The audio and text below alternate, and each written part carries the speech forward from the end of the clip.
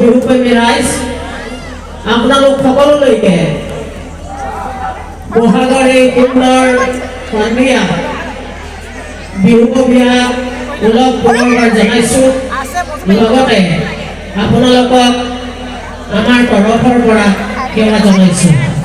প্ৰথমতে মই এই মঞ্চত উপবিষ্ট হৈ এই বিহু আয়োজন কৰা কোঁৱৰপুৰ যুৱ মঞ্চৰ সকলো সদস্যলৈকে আন্তৰিক অভিনন্দন আৰু বিহুৰ ওলগ জনাইছোঁ।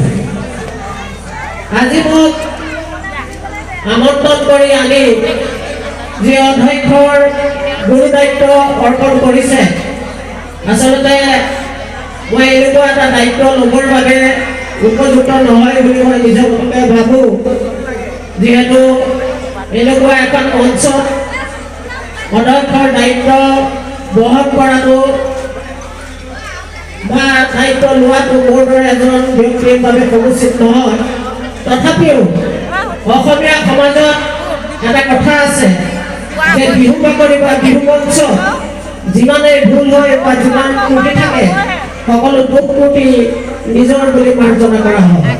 গতিকে ময়ো আপোনালোকৰ পৰা এই বিহু মঞ্চত বা এই বিহু বাকৰি মোৰ ফালৰ পৰা হ'ব পৰা যিকোনো